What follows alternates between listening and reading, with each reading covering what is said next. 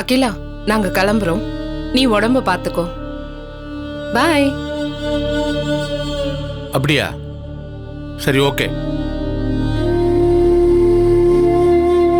என்னாச்சுப்பா? அங்கேயும் வரலையாம்மா அவன்? உங்களுக்குலாம் வர வர பொறுப்பே இல்ல. ஆஸ்பத்திரியில வந்ததும் வராதுமா இப்படி டென்ஷன் ஆகுறியே? சூர்யா அவன் ஃப்ரெண்ட்ஸோட இங்கே வெளியே போயிருப்பான், அவ்வளவுதான். ஹலோ.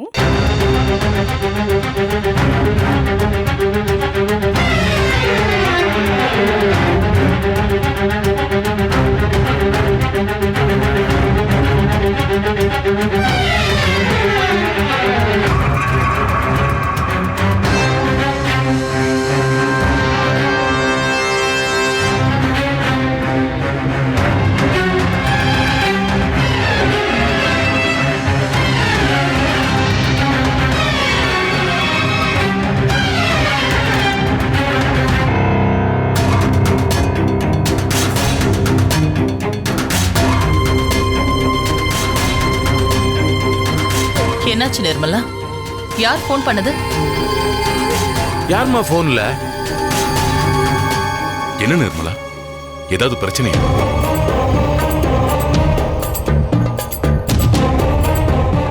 நிர்மலா, கேக்குறல்ல? அது இல்ல அகிலா, நான் சொல்ற விஷயத்தை கேட்டு நீங்க யாரும் அதிர்ச்சி ஆயிடக்கூடாது. முதல்ல விஷயத்த சொல்லு. அகிலா, உனக்கு வேற இப்ப உடம்பு சரியில்லை. அதான் உன்கிட்ட எப்படி சொல்றதுன்னு யோசிக்கிறேன். எனக்கு ஒண்ணும் இல்ல. இன்னும் நீ என்ன பேஷண்ட் மாதிரியே பாக்குற? விஷயத்த சொல்லு. சொல்லுமா. கமலிக்கு கல்யாணம் ஆயிடுச்சு.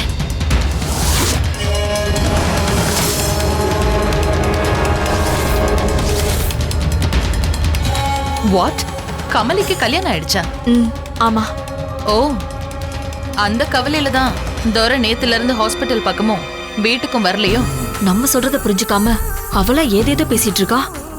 அவளுக்கு உண்மையிலேயே சூர்யா மேல காதல் இருந்தா அவ வேற யாரையும் கல்யாணம் பண்ணிருப்பாளா?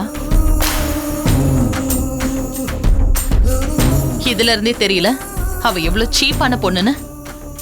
இது தெரியாம சூர்யா அவளுக்காக ஃபீல் பண்ணி வீட்டு பக்கமும் வராம என்ன பார்க்காமையும் இருக்கான்.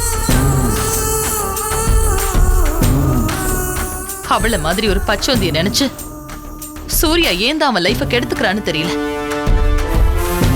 அவள மாதிரி ஒரு கேவலமான பொண்ணு சிவபிரகாஷம் குடும்பத்துக்கு மருமகளா வரவே முடியாதுன்னு ஏன் அவனுக்கு புரிய மாட்டேங்குது. சில பேர் அவதான் மருமகளா வரணும்னு தலை கீழே தண்ணி குடிச்சாங்க. இப்ப அதெல்லாம் தரமட்டம் ஆயிடுச்சுல. இந்த வீட்டுக்கு மருமகளா வரத்துக்கு ஒரு தகுதி இருக்கணும், ஒரு தராதரம் இருக்கணும். இந்த குடும்பத்தோட பொறுப்பெல்லாம் தாங்குற, இந்த வீட்டை நல்லபடியா கட்டி காக்குற, நம்ம கம்பெனி பொறுப்பெல்லாம் நிர்வாகம் பண்ற ஒரு திறமையான பொண்ணுதான் சூர்யாவுக்கு பொண்டாட்டியா வரணும். நீ நினைக்கிறது எதுவுமே நடக்காது அகிலா.